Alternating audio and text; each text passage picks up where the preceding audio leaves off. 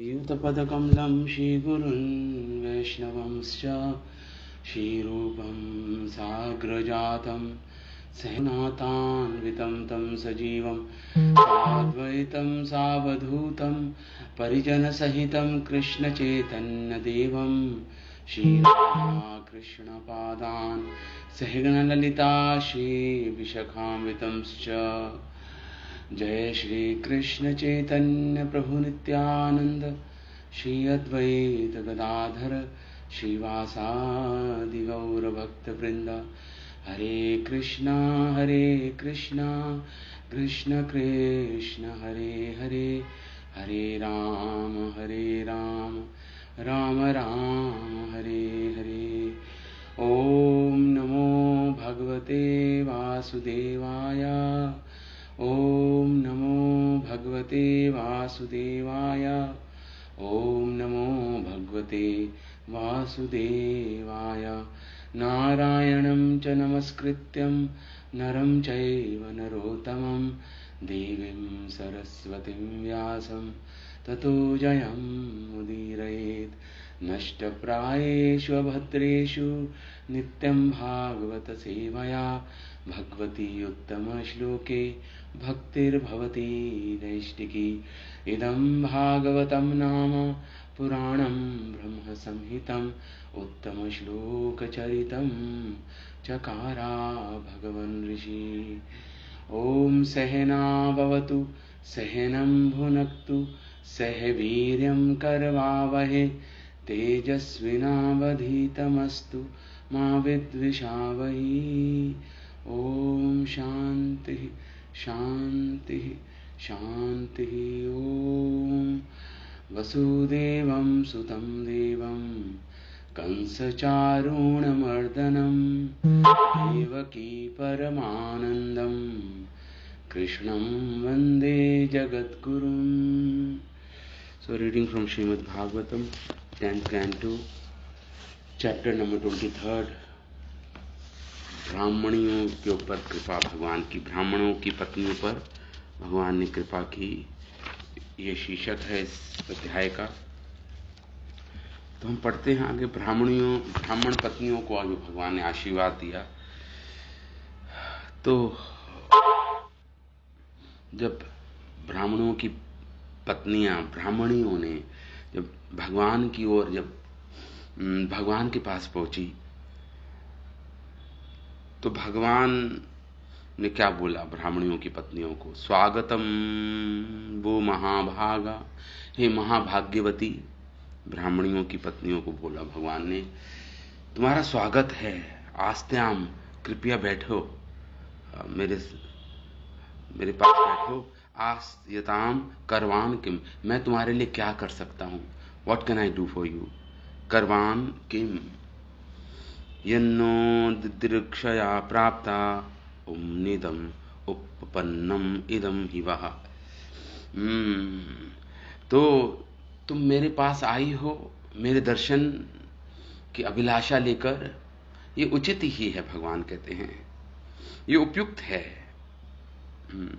इस प्रकार भगवान बोले, उपपन्नम इदम, ये उपयुक्त है। किसी जीव को, किसी को भी मेरे पास आकर दर्शन करने की इच्छा लेकर जो कोई आता है, ये उपयुक्त ही है। भगवान इस प्रकार बोलते हैं। तो यहाँ पे भगवान यही शब्द जब गोपियां आई थी भगवान के पास, जब भगवान ने महाराज किया था शरद ऋतु की रात्रियों में, यही शब्द भगवान ने बोले थे। उनको भी स्वागत किया था इसी प्रकार भगवान ने। तो यहां पर जो भगवान ने, इन ब्राह्मणियों की पत्नियों ने अपने पतियों को ठुकराकर भगवान के पास आई हैं। तो यहां पर मानो भगवान कह रहे हैं ये अनुपयुक्त नहीं है, ये उपयुक्त ही है।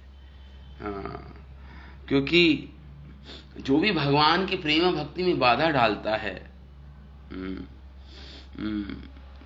तो हर भक्त का प्रयास यही होना चाहिए कि भगवान की प्रेम भक्ति को बाधित करने का स्पष्ट रूप से यहाँ पे जो उन्होंने प्रयास किया था उनके पतियों ने, इन ब्राह्मणियों की पतियों ने। तो उसको भगवान अनुपयुक्त कह रहे हैं कि उपयुक्त ही है तुम यहाँ पे आई, इतनी बाधाओं के को लांघते हुए तुम आई हो यहाँ पर। ननु अद्धा मयि कुर्वन्ति कुशला स्वार्थदर्शिना। जो कुशल लोग होते हैं, भगवान यहाँ पे एक सिद्धांत प्रस्तुत करते हैं, जो कुशल लोग होते हैं, बुद्धिमान लोग होते हैं, जो अपना लाभ जानते हैं किसमें है, जो स्वार्थदर्शिना होते हैं। स्वार्थ मतलब जिनको अपना स्वार्थ पता है, अपना दर्शन, अपने स्वार्थ का दर्शन कर पाते हैं। जो स्वार्थ मतलब जिसमें अपना अर्थ सिद्ध हो, जिसमें अपना लाभ हो, जिसमें आत्मा का हित हो, उसे स्वार्थ बोलते हैं। तो जो कुशल होते हैं, जो अपने स्वार्थ को देख पाते हैं, वही जन अहेतु की अवहिताहाम, अहेतु की भक्ति करते हैं, मेरी मुझसे प्रेम करते हैं, बिना किसी कारण के मुझसे प्रेम करते हैं। और ववहिता मतलब किसी बाधा से रहित, और ज्ञान और कर्म से अनावरत होकर, मुक्त होकर जो शुद्ध भक्ति करते हैं। भक्तिम आत्म प्रिय यतः, वो आत्मा और उनकी आत्मा को मैं ही प्रिय होता हूं, इसलिए वह मुझसे प्रेम करते हैं। अहेतु की और अभविता, ये दो शब्द भगवान ने प्रस्तुत किए यहाँ पे। अहेतु की भक्ति करते हैं, प्रेम करते हैं, और बिना किसी बाधा के और ज्ञान और कर्म के मिश्रण, बिना किसी ज्ञान और कर्म के मिश्रण से वो मेरी भक्ति करते हैं। तो यहाँ पे भगवान जो ब्राह्मणों की जो पत्नियां हैं, उनसे भगवान यही कह रहे हैं कि वास्तविक तो जो वास्तविक अपना हित जानते हैं, वह तो भगवान की ही प्रेममयी सेवा में, प्रेममयी सेवा का आश्रय लेते हैं भगवान की, जो वास्तविक अपना हित जानते हैं। तो यहाँ पे भगवान ने एक शब्द यूज किया, भक्तिम आत्म प्रिय यथा, भक्तिम आत्म प्रिय यथा। इसका मतलब ये हुआ, भगवान कह रहे हैं यहाँ पे कि वस्तुतः सत्य ये है कि सभी को भगवान ही प्रिय हैं। कोई कॉन्शियसली या सबकॉन्शियस, कोई जानता है या नहीं जानता, इससे कोई अंतर नहीं पड़ता। बस प्रिय तो केवल भगवान ही है। भगवान ये कह रहे हैं आत्म प्रिय, हर एक के लिए प्रेम के प्रेम ही वास्तविक लक्ष्य है हर एक के लिए। यद्यपि हर व्यक्ति की अपनी रुचि, अपनी स्वतंत्रता होती है, किंतु अंततोगत्वा प्रत्येक जीव भगवान का एक स्फुलिंग है, एक अंश है, सनातन अंश है। इसके कारण भगवान से प्रेम करना हर आत्मा के लिए स्वाभाविक है। इसलिए भगवान यहाँ पे शब्द बोल रहे हैं, भक्तिम आत्म प्रिय यथा। तो इस तरह सबका जो आकर्षण है सारे जीवों का, प्रेम आकर्षण भगवान के लिए ही है, संवैधानिक है, मतलब कॉन्स्टिट्यूशनली ठीक है, ये बात संवैधानिक है भगवान से प्रेम करना हर जीवात्मा के लिए। तो और ये प्रेम कैसा होना चाहिए? अहेतु की अपरहित, किसी मनोधर्म या किसी भी बहुत सकाम इच्छाओं से रहित होना चाहिए, किसी भी परिस्थिति, किसी भी प्रकार की बाधा से मुक्त होना चाहिए, से रहित होना चाहिए ये प्रेम। ये भगवान ने उन ब्राह्मणों की पत्नियों को इस प्रकार बोला। आगे भगवान बोलते हैं, प्राणा बुद्धि मनः स्व आत्मादार पते धनादय यत् संपर्कात् प्रिय आस्तितम ततः को न्यपरः प्रियः। कि प्राण आत्मा के संपर्क में से ही या परमात्मा के संपर्क से ही ये जीवों में प्राण होता है, उसकी बुद्धि कार्यशील होती है, उनका मन, उनके मित्रगण, शरीर, पत्नी, संतान, ये इसलिए प्रिय है क्योंकि इनका संबंध, इनका भी संपर्क भगवान से, भगवान का सानिध्य है, मतलब भगवान के साथ हैं, तभी आपको प्रिय है। प्राण, अपनी बुद्धि, अपना मन, अपने मित्रगण, अपना शरीर, अपनी पत्नी, अपनी संतानें, इसलिए प्रिय हैं क्योंकि उनका सानिध्य भगवान के साथ है, उनका संपर्क है भगवान के साथ, इसलिए वो प्रिय लगते हैं। अगर उनका संबंध हट जाए, सानिध्य हट जाए भगवान के साथ, संपर्क नहीं हो, तो वो प्रिय लगेंगे नहीं आपको। तो वस्तुतः आपको प्रिय तो कृष्ण ही है सारी जीवात्मा को, लेकिन क्योंकि उनका संपर्क भगवान के साथ है, भगवान उनके हृदय में बैठे हैं, आत्मा उनके हृदय में बैठी है, इसलिए वो प्रिय है। अगर आत्मा चली जाए, परमात्मा चले जाए, तो फिर वो कोई प्रिय नहीं होगा, कोई प्रिय नहीं लगेगा हमें, ना अपना शरीर, ना अपने मित्रगण, ना अपने बंधु बांधव, ना अपनी संतानें प्रिय नहीं होंगी। अतएव भगवान इस प्रकार बोल रहे हैं कि अपने आप से बढ़कर कौन सी अन्य वस्तु अधिक प्रिय हो सकती है। मतलब आत्मा ही प्रिय वस्तु है, और आत्मा ही प्रिय वस्तु का मतलब है परमात्मा ही प्रिय वस्तु है, इसलिए आत्मा प्रिय वस्तु है। ये हमने कल इस पर हमने डिस्कशन किया था कि यहाँ पे जो शब्द है संपर्क है, संपर्क मतलब सानिध्य है, ये आत्मा और परमात्मा दोनों के लिए द्योतक ये शब्द है, ये दोनों के लिए प्रयोग में लिया जा सकता है।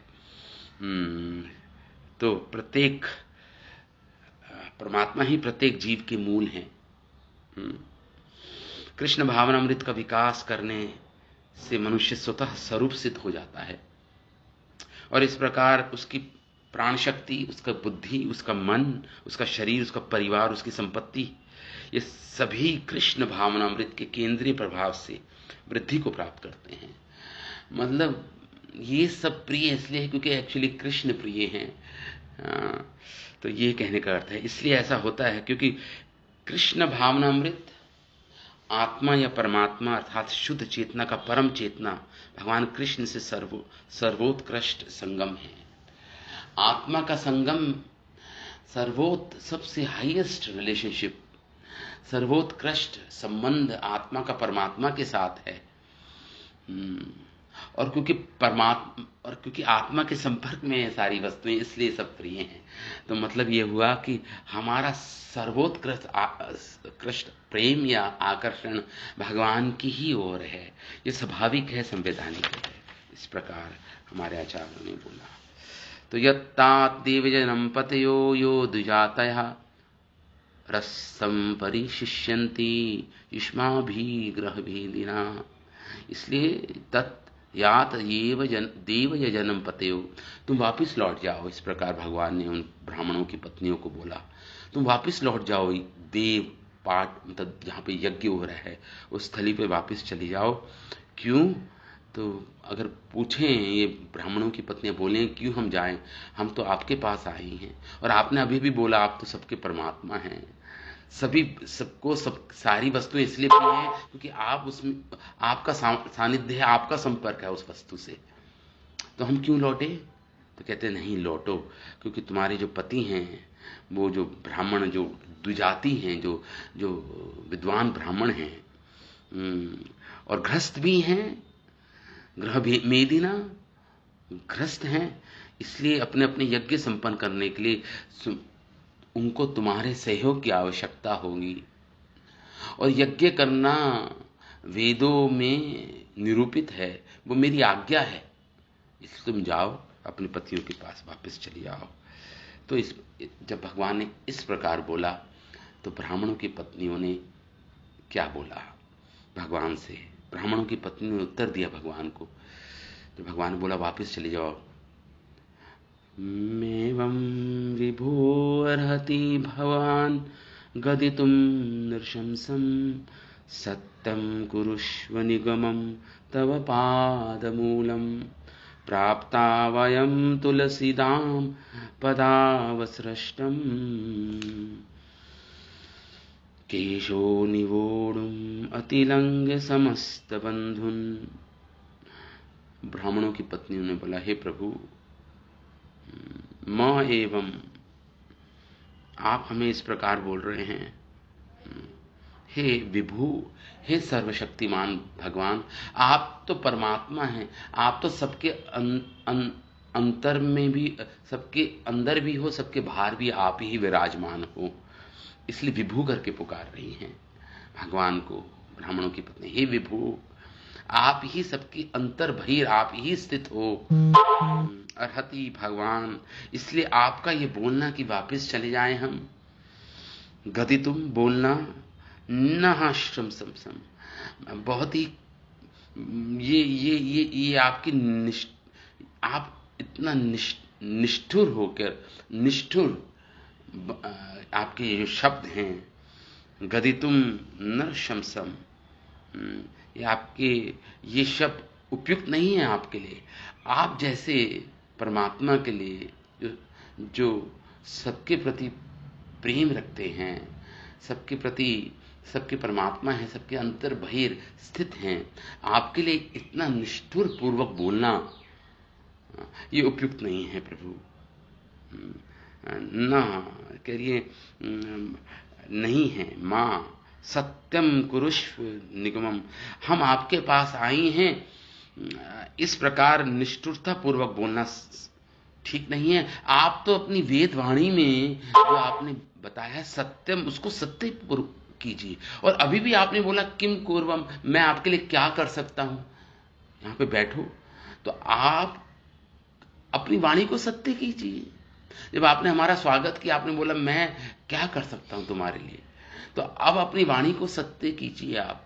और वेदों की जो वाणी है, आपने बोला न निवर्तते, कि जो मेरे पास आता है वो वापस नहीं लौट के जाता संसार में। और आपकी जो ये वेद वाणी है, सर्वधर्मान परित्याजा, सारे धर्मों को त्याग के मेरी शरण में आओ, गीता की वाणी है, इसको आप इसको सत्य कीजिए अपनी इस वाणी को, कह रही है ये ब्राह्मणों की पत्नियां। निगमम, निगम मतलब वेदों में दिए गए वाक्यों को, तभापाद मूलम, कि जो आपके चरणों को प्राप्त करता है, तभापाद मूलम प्राप्त, वो कभी संसार में नहीं लौट के जाता, भगवान का हो जाता है जो। तो हमें आपका अंग संग, आपका सानिध्य प्राप्त भी ना हो, आपका संग हमें प्राप्त ना हो, फिर भी हम तो केवल दास भाव से आई हैं आपके पास। और आपके चरणों में जो तुलसी माला है, उनको हम अपने केशों में लगाएंगी। ये कह रहे तुलसी दाम पदा अवसृष्टम, जो आपके चरणों, जब आप गोपियों का संग करते हैं तो आपके चरणों में तुलसी माला गिर पड़ती है, और वो आपके चरणों के द्वारा रोंद दी जाती है वो तुलसी माला। उस तुलसी माला को हम अपने केशों में लगाना चाहती हैं। हम तो इस इच्छा से आई हैं, मतलब हम आपका दासी बनने के लिए आई हैं। कहने का अर्थ ये है उन ब्राह्मण पत्नियों का, वयम तुलसीदाम पदा अवसृष्टम केशो निगोड़ुम, हम अपने बालों में लगाना चाहते हैं उस तुलसी माला को। अति लंगे समस्त बंधन, हम सारे समस्त भौतिक बंधनों को लांघ कर आई हैं, अपने पति से, अपने पुत्र बांधवों से जो सारे बंधन हैं उसको ठुकरा कर प्रभु हम आपकी शरण में आए हैं, आपका आश्रय लेने के लिए आए हैं। हमें इतने निष्ठुर पूर्वक शब्द ना कहे, आप तो अपनी वेद वाणी को सत्य सत्य कीजिए, इस प्रकार वो बोल रही हैं। तो हमारे आचार्य जन लिखते हैं, जब इस प्रकार ब्राह्मणों की पत्नियों ने बोला, तो यहाँ पर ब्राह्मणों की जो पत्नियां हैं कुछ वैसा ही कर रही हैं जैसे गोपियों ने रास नृत्य के प्रारंभ में किया था। यही शब्द बोले थे उन्होंने, मैं एवं विभोर अर्हति भवान गतुम नृशंसम। तब भगवान ने उन्हें घर जाने के लिए कहा। कहते हैं इसी श्लोक की तरह गोपियों का भी ये शब्द थे, गोपियों के भी। तो यहाँ पे जब शब्द कह रहा है निगम, तो जब ब्राह्मणों की पत्नी बोल रही है निगम, मतलब ये वैदिक वांग्मय है, वैदिक शास्त्र। उसको वेद दो प्रकार के होते हैं, आगम शास्त्र और निगम शास्त्र। तो यहाँ पे निगमम तबपाद मूलम, जब इस प्रकार ब्राह्मणों की पत्नियां बोल रही हैं तो वह भौतिक जगत में फिर नहीं आता, इस प्रकार निगम बोल रहे हैं, वेद शास्त्र बोलते हैं जो भगवान की शरण में जाते हैं। पुनर्न आवृत्ति, तो पुनर्आवरण नहीं होता इस भौतिक संसार में। इस तरह ब्राह्मणों की पत्नियों ने याचना की कि चूंकि वह सब उनकी शरण में आई हैं, अतएव यह उन्हें शोभा नहीं देता कि उन्हें कि आप हमें हमारे भौतिक पतियों के पास वापस जाने का आदेश दें। ये शोभा नहीं देता। ये ऐसे निष्ठुर शब्द आपको शोभा नहीं देते। भगवान को बोल रही हैं ये ब्राह्मण पत्नियां भगवान कृष्ण को।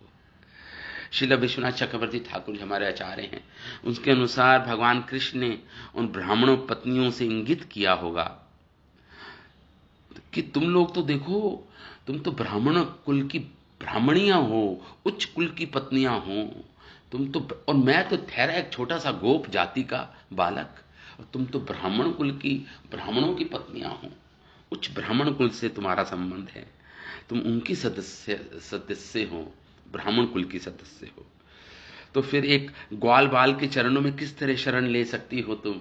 मानो भगवान इस प्रकार बोले उन ब्राह्मण पत्नियों को। तो इसके उत्तर में उन ब्राह्मण पत्नियों ने ये बोला था कि चूंकि हम पूर्व से ही आपके चरण कमलों की शरणागत हैं और आपकी सेविका बनना चाहती हैं, तेव प्राप्ता वयम तुलसीदाम पदावर श्रेष्ठम, चूंकि अतएव हम अपनी मिथ्या पहचान ब्राह्मण कुल की सदस्याओं के रूप में नहीं कर रही हैं प्रभु।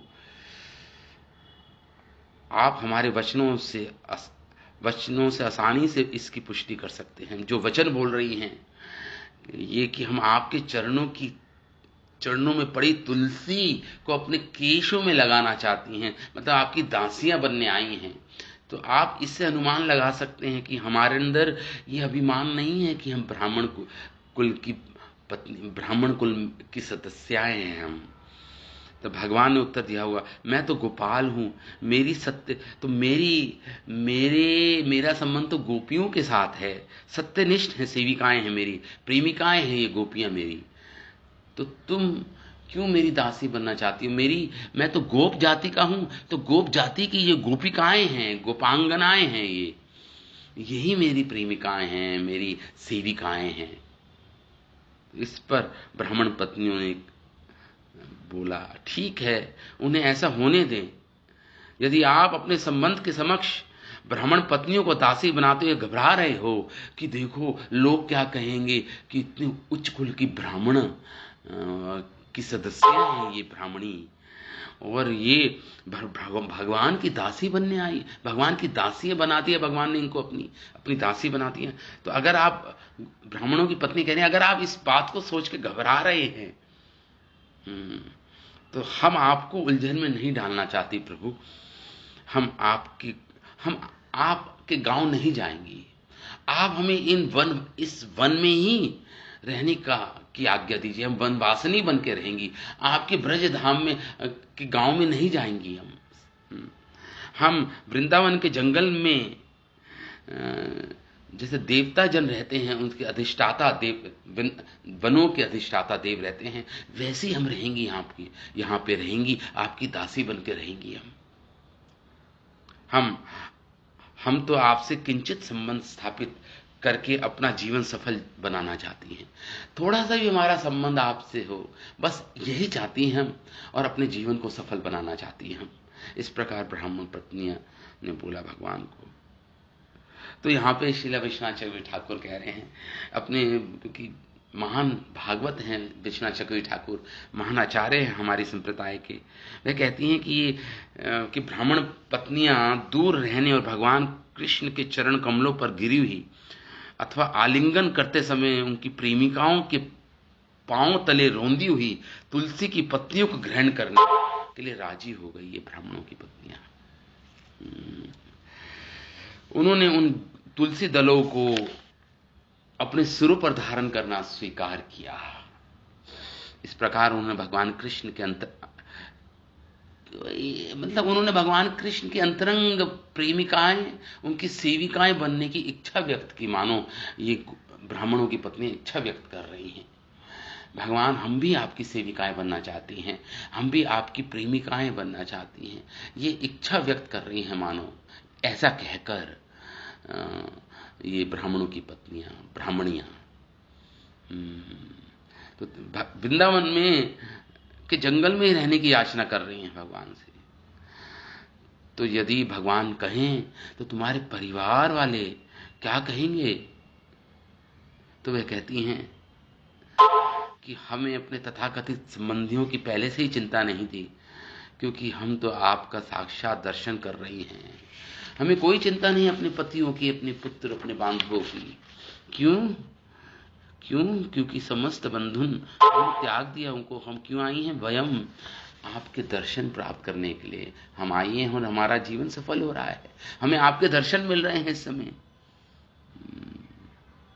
तो इस प्रकार आगे बोली ब्राह्मणों की पत्नियां, घृणन्ति नानुपतया पितरौ संशा ना भातृबन्धु सुहृद कुत एव चान्या तस्माद् भवत्प्रपदयोपति आत्मानं नु नान्या भवेद् गतिररिन्दं तद्विधेहि। तो इस प्रकार गृणन्ति नो न पतये पितरौ सुतावा। तो अगर आप कह रहे हैं वापस चले जाएं, ब्राह्मण की पत्नियां कह रही हैं, तो हमारे, अब हम उनको ठुकरा कर आई हैं, तो हमारे पति, हमारे पितृ पौत्र, हमारे सुत, हमारे पुत्र पुत्रियां हमें स्वीकार नहीं करेंगे। अब हमें स्वीकार नहीं करेंगे वो जन।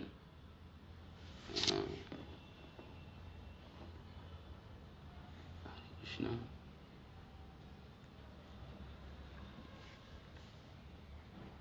हरे कृष्ण।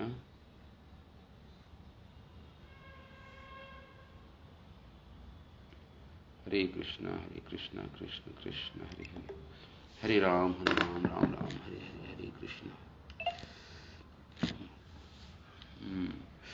गृह्णन्ति नो नः पतये पितरौ सुतावा न भातृबन्धु सुहृत् कुत एव चान्यः। अब हमारे पति, हमारे माता पिता, हमारे पुत्र, हमारे भाई, अन्य संबंधी, हमारे मित्र जन, बंधु बांधव हमें वापस नहीं लेंगे प्रभु। अब नो ना ना नहीं लेंगे मुझे, हमें स्वीकारेंगे नहीं। अब तो किस प्रकार शरण देने को तैयार हो सकेगा? अन्य कोई, जब वही नहीं करेंगे तो कुतः वे च अन्य लोग कैसे हमें शरण देंगे? जब हमारे बंधु बांधव, हमारे माता पिता, हमारे पति, हमारे पुत्र पौत्र, हमें, हमारे पुत्र जन जब हमें स्वीकारेंगे नहीं, तो अन्यों की क्या बात कह रही है यहाँ पे? कुतः वे च अन्य लोग कैसे हमें शरण देंगे? तस्मात् भवत् प्रपद्यो पतितात्मनम यो। इसलिए हम केवल, हे प्रभु, भवत प्रपद्यो, हम आपके चरणों में पड़ी रहेंगी कैसे भी। पतितात्मनम यो, पतित आत्मनम, आपके चरणों में हम पड़ी रहेंगी। पतित, आपके चरणों में हमने आपको अपने चरणों में मानो कह रही हैं, पटक दिया हो मानो। और अब हमारी न अन्य भवेत, न हमारी अब कोई गति नहीं है आपके बिना प्रभु।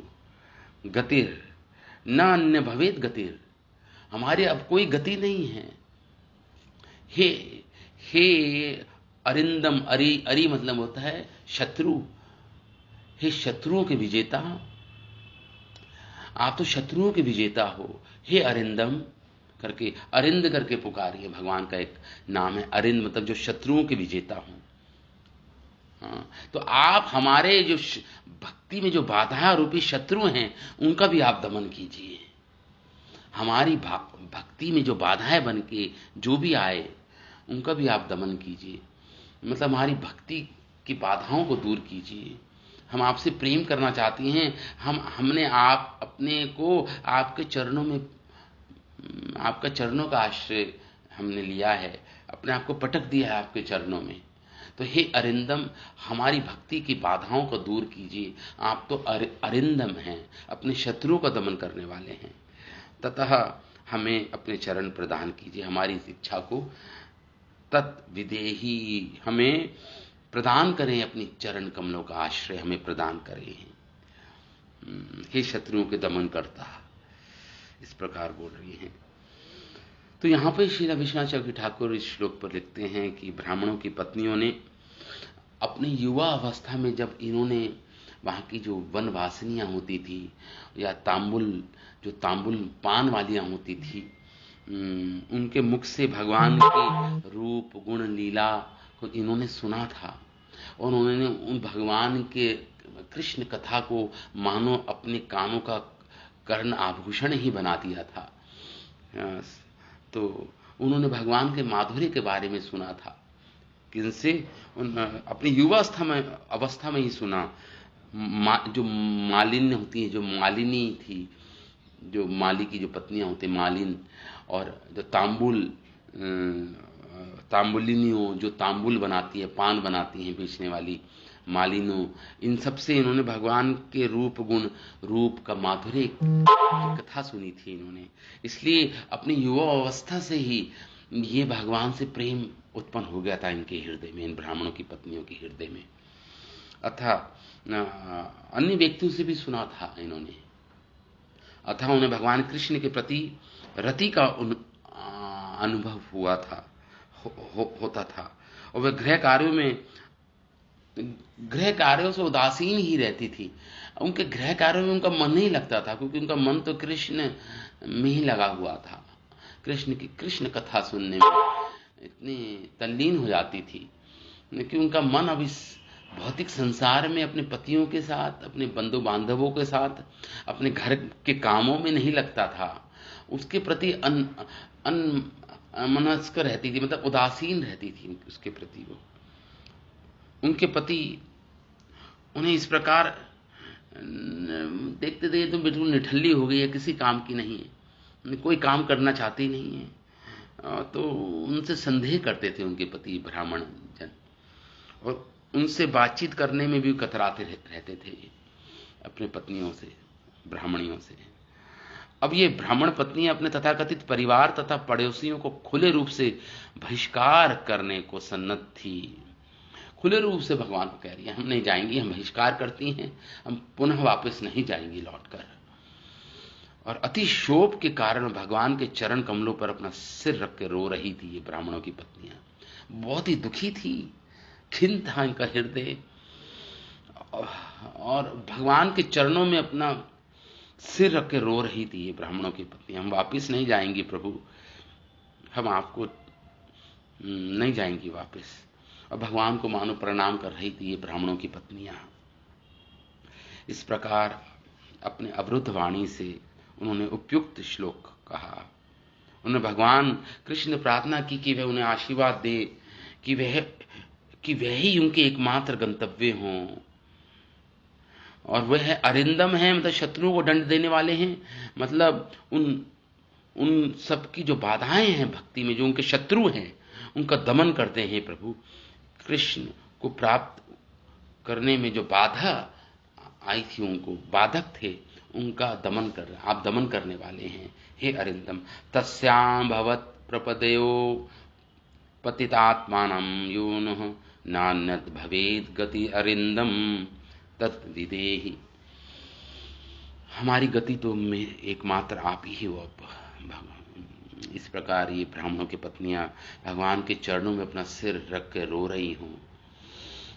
भगवान हमें अपना चरणों का आश्रय से दूर मत कीजिए, हम आपसे दूर नहीं जाना चाहती।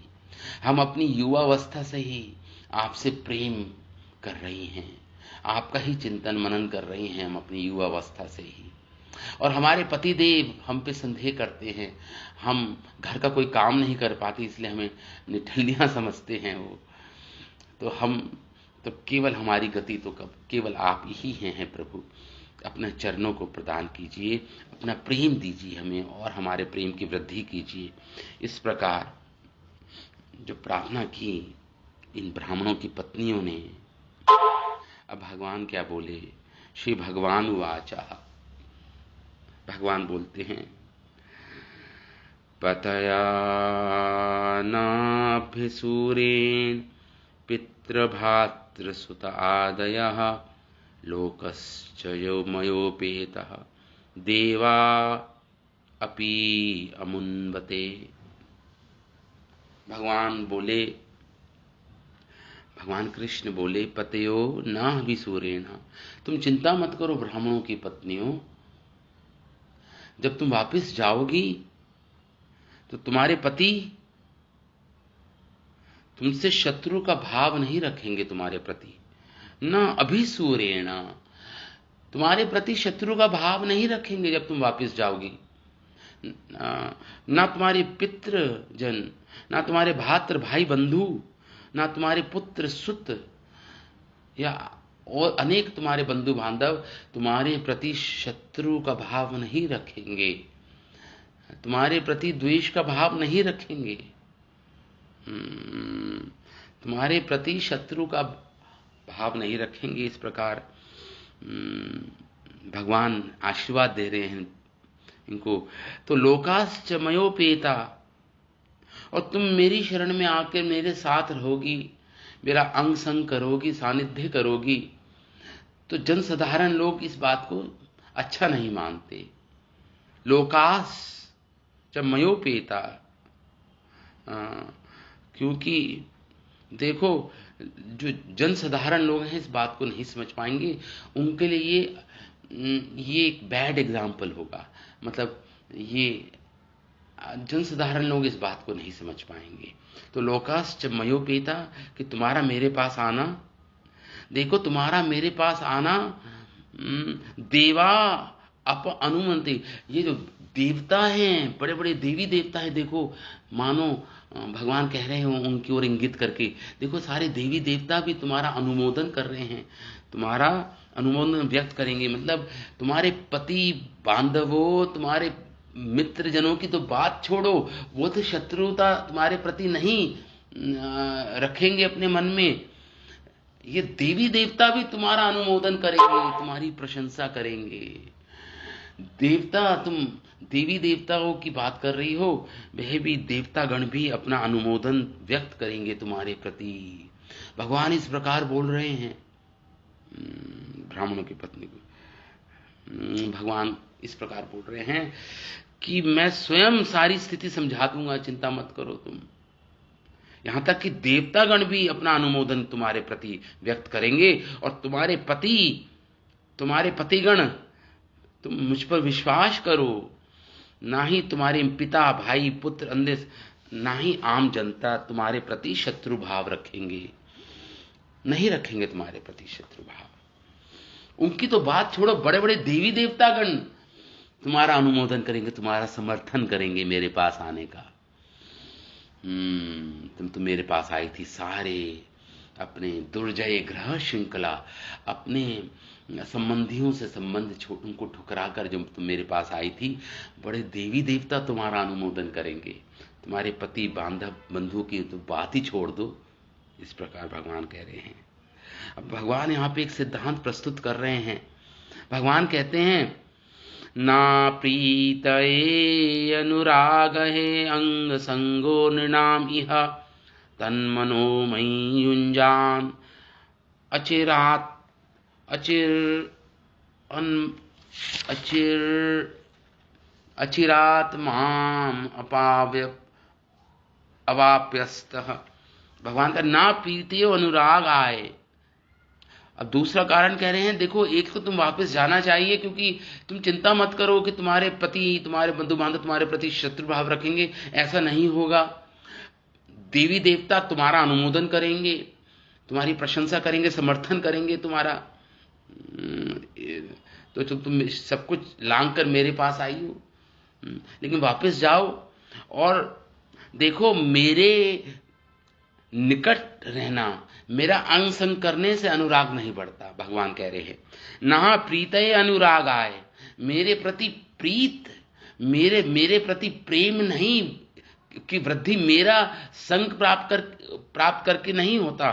अंग संगो नृणाम इहा, मेरा अंग संग प्राप्त करके, मेरे करीब रहकर, मेरे निकट रहकर मेरे प्रति अनुराग उत्पन्न नहीं होता। तो मानो भगवान कह रहे हो, तन्मयो मयि युञ्जानाम,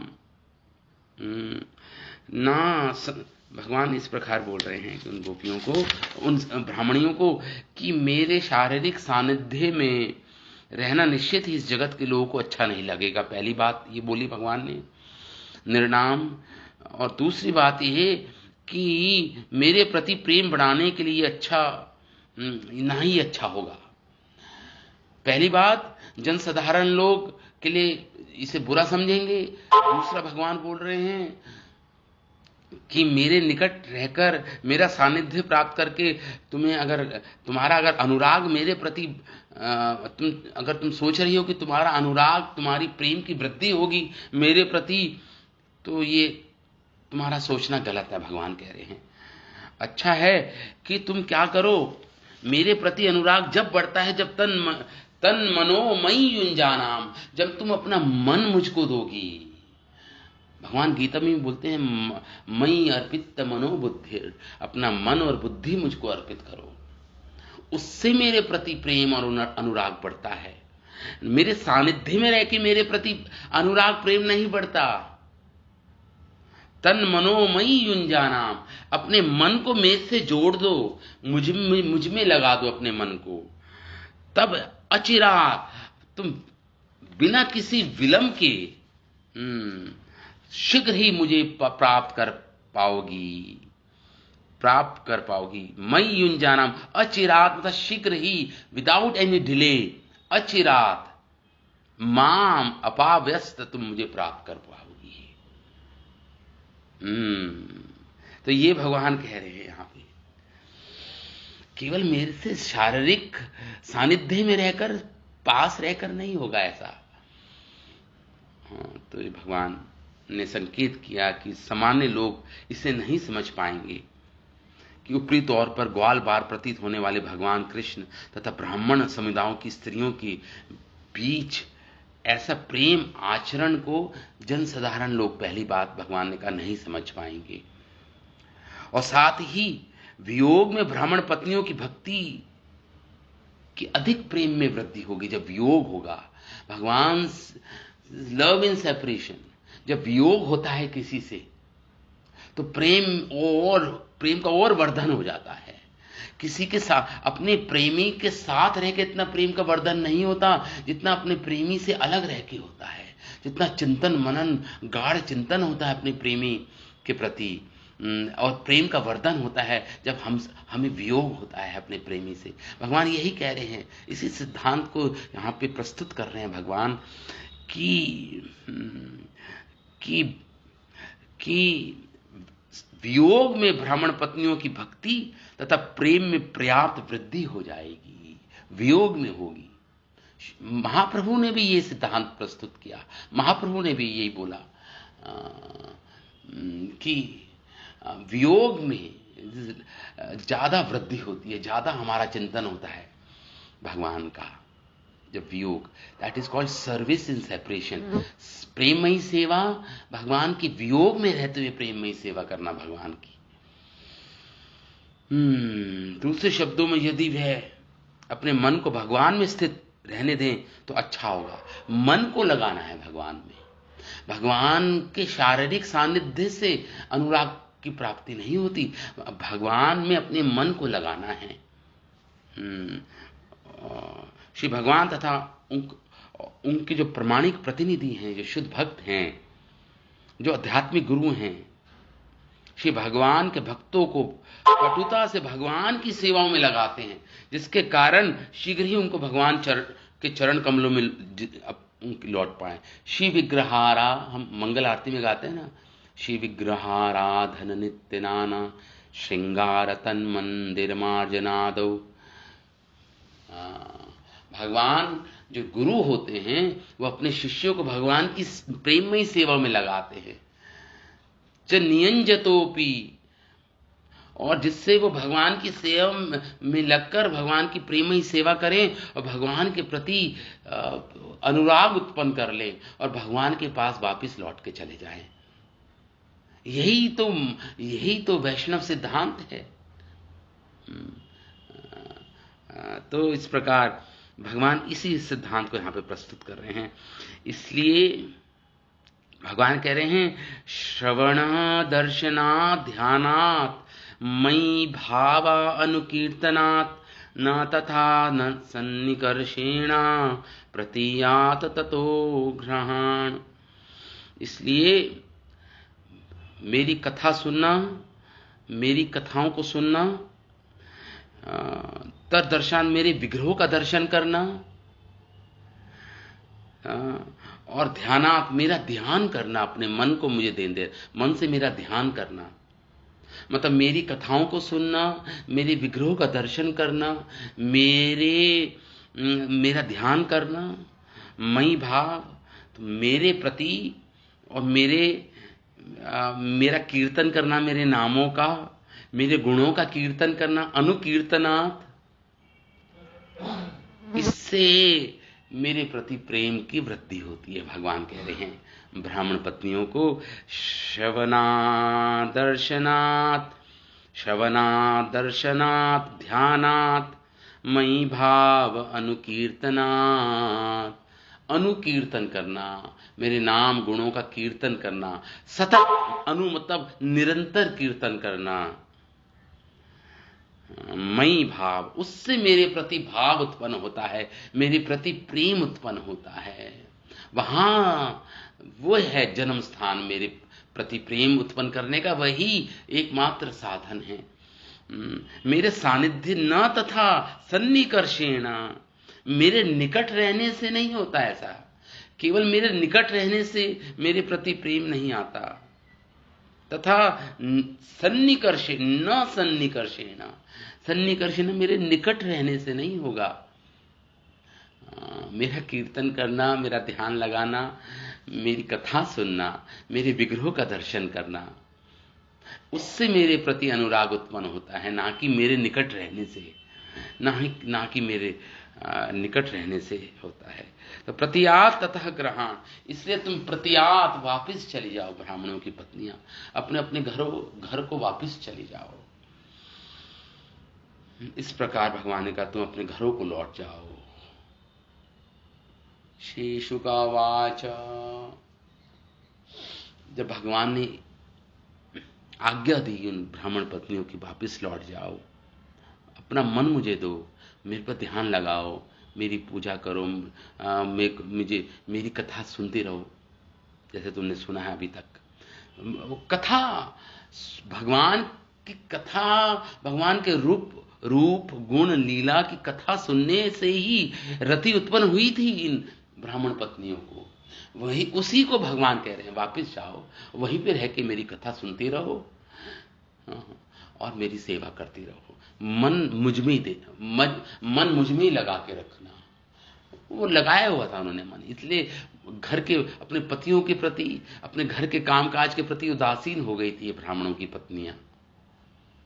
इसी को भगवान कह रहे हैं, उसका अनुमोदन कर रहे हैं, उसका समर्थन कर रहे हैं मानो भगवान, और कह रहे हैं अब लौट जाओ वापिस।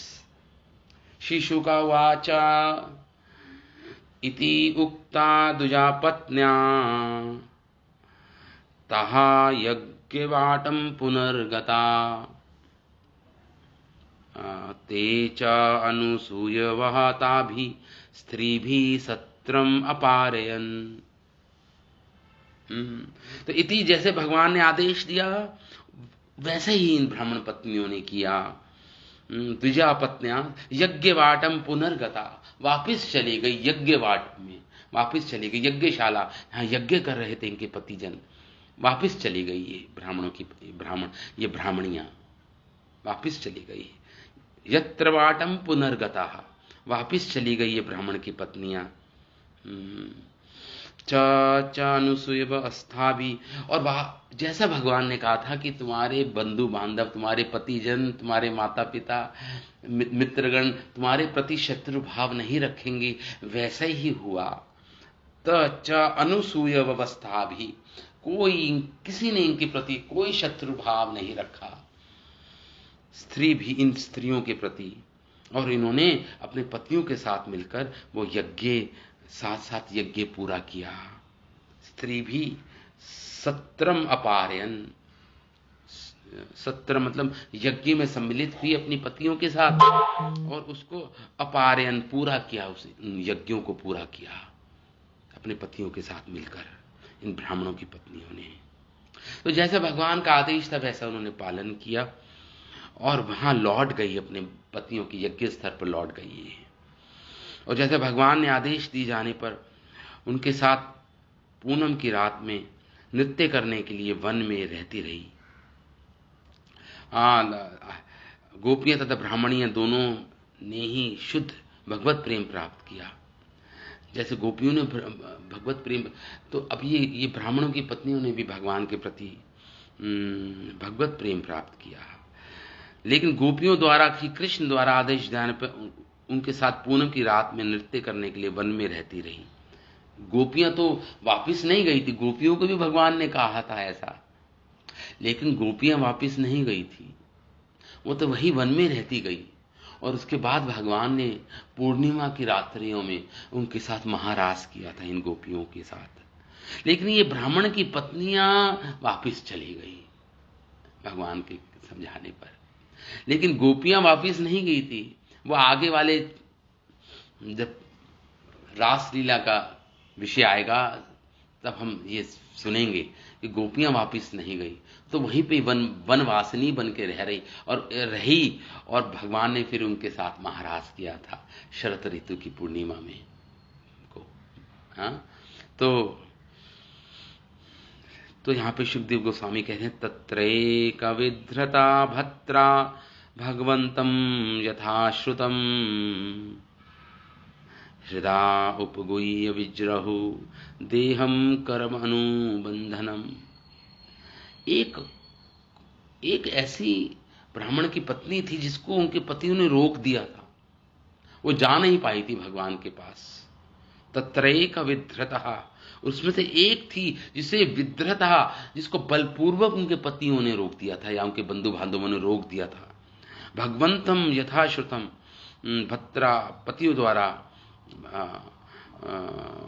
हृदय, लेकिन उसके हृदय में उसने जैसे भगवान के विषय में सुना था, भगवान को आलिंगन, क्योंकि उस ब्राह्मण की पत्नी, एक ऐसी पत्नी थी ब्राह्मण की, उसमें से एक ऐसी स्त्री थी जिसने भगवान के विषय में तो सुना था, अनुराग था भगवान के प्रति। तो जब उनके पति या बंधु बांधव ने उनको रोका था, उनको रोक के जबरदस्ती उनको जाने नहीं दिया था, मतलब उनको रोक दिया था बल का प्रयोग करके। तो जब जा नहीं पाई तो उसने मन में ही, उस स्त्री ने, उस ब्राह्मण की पत्नी ने अपने मन में ही भगवान कृष्ण के विषय में जो सुन रखा था, जो वर्णन सुना था, तो अपने हृदय में भगवान का आलिंगन किया उसने। उस हृदय ही उपगुह्य विजृहु, अपने हृदय के कंदर में, गुफा में भगवान का आलिंगन किया था उसने। और देहम कर्म अनुबंधनम, और अपने देह का त्याग कर दिया था। अब मृत्यु को प्राप्त हुई थी, अपने देह का त्याग कर दिया था उसने, ब्राह्मण की पत्नी ने।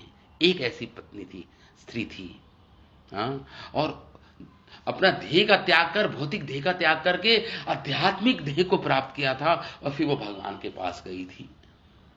अपने भौतिक देह का त्याग किया था उसने, भगवान को अपने हृदय में आलिंगन करके उसने अपने भौतिक देह का त्याग किया था, जिस देह को उनके पति बंधु बांधवों ने बलात् रोक दिया था, जाने नहीं दिया था भगवान के पास। तो उसने अपने देह का त्याग किया था, उस ब्राह्मण की पत्नी ने। एक ऐसी स्त्री थी, एक त्याग किया था, और अब इस भौतिक देह का त्याग करके आध्यात्मिक देह को प्राप्त किया, क्योंकि कृष्ण का चिंतन करते हुए, आलिंगन करते हुए देह का त्याग किया था, इसलिए उसको तुरंत आध्यात्मिक देह प्राप्त हो गई थी उस देह को छोड़कर। और उस आध्यात्मिक देह में, चिन्मय शरीर में वह फिर भगवान के पास उनके दर्शन करने गई थी। वो यहाँ पे सुखदेव गोस्वामी ऐसा कह रहे हैं, वो जो भौतिक देह का त्याग किया, जो उसके भव बंधन का कारण था, कर्मानुबंधनम, जो कर्मों के कारण बंधन था। क्यों? क्योंकि देह मिला था। हमें कर्मानुबंधन ही मनुष्य लोग के, भगवान गीता में भी कहते हैं, अपने कर्म बंधन के कारण हमें देह प्राप्त होता है। अगर कर्म बंधन ना हो तो हमें देह प्राप्त नहीं होगा। देह प्राप्त होता है कर्म बंधन के कारण। तो जब उस स्त्री ने अपना देह त्याग दिया, तो मतलब अपने कर्म बंधन से कृष्ण का इतना प्रगाढ़ चिंतन हो गया, कृष्ण का इतना गाढ़ चिंतन हो गया कि उसने अपनी इच्छा से अपने ध्येय का त्याग किया, मानो अपने कर्म बंधन को उन्मूलन उखाड़ के फेंक दिया और आध्यात्मिक ध्येय को प्राप्त किया। और उससे फिर वो भगवान के दर्शन करने गई थी। यहां पर वर्णित महिला जो थी भगवान कृष्ण के प्रति विशेष रूप से समर्पित थी। उसने अपना भौतिक शरीर त्यागते ही आध्यात्मिक शरीर प्राप्त किया और यज्ञ स्थल छोड़कर पूर्ण पुरुषोत्तम भगवान से जा मिली थी। विज्रहु, अपना भौतिक देह त्याग दी। विज्रहु देहम कर्मानुबंधनम, जो कर्म बंधन के कारण जो देह मिला था उसको त्याग दिया। हृदय उपगुह्या, भगवान का गाढ़ आलिंगन करते हुए अपने हृदय में। तो इस प्रकार सुखदेव गोस्वामी बोल रहे हैं। आगे अब आगे भगवान अपि गोविंद, भगवान अपि गोविंद तेन एव अन्नेन गोपकान चतुर्विधेना आशीत्वा स्वयं भुभुजे प्रभु। इस प्रकार जो 4 प्रकार का भोजन लाई थी, वो स्वादिष्ट व्यंजन लाई थी ये ब्राह्मणों की पत्नियां, तो भगवान गोविंद ने और अपने ग्वाल बालों के साथ वो 4 प्रकार तो सबको भोजन कराया। भगवान अपि गोविंद तेन एव अन्नेन गोपकान, जो अपने ग्वाल बालों के साथ स्वयं भगवान ने बांटा और खुद भी पाया वो प्रसाद जो ये ब्राह्मणों की पत्नियां लाई थी। देखिए, चतुर्विधि न 4 प्रकार का आशित्वा, भगवान ने खाया खिलाया, स्वयं च बभुजे प्रभु, और स्वयं भी खाया भगवान ने। वो भगवान ने स्वयं खाया और सबको खिलाया, सारे गोप जनों को खिलाया, बलराम जी को खिलाया। तत्पश्चात सर्वशक्तिमान भगवान ने भी इन व्यंजनों को खाया। तो पहले तो सारे ग्वाल बालों को खिलाया भगवान ने। ये भगवान अपि गोविंद तेन एव अन्य गोपकान, गोपकान मतलब ग्वाल बालों को खिलाया। चतुर्विधि न 4 प्रकार का भोजन व्यंजन, आशित्वा, जब खिलाया, जब पेट भर के खिलाया, उनको संतुष्ट किया। स्वयं च बभुजे प्रभु, वो भगवान ने स्वयं भी उसके बाद प्रसाद पाया। ये भगवान की सुंदर लीलाएं भगवान ने जो हमारे इसके ऊपर कुछ जो हमने अभी इस श्लोक में जो पढ़ा, इन श्लोकों के द्वारा, अगली क्लास में हम थोड़ा हमारे आचार्यों का टीकाएं थोड़ा पढ़ेंगे, फिर आगे इस अध्याय में हम आगे बढ़ेंगे। तो ठीक है, आज हम यहीं पे विराम देते हैं इस कथा को, कल पुनः उपस्थित होंगे। ठीक है। श्रीमद् महाभागवत पुराण की जय, श्रील वेद व्यास मुनि की जय, श्रील सुखदेव गोस्वामी महाराज की जय, श्रील प्रभुपाद की जय। निताय गौर प्रेमानंदे हरि हरि बोल।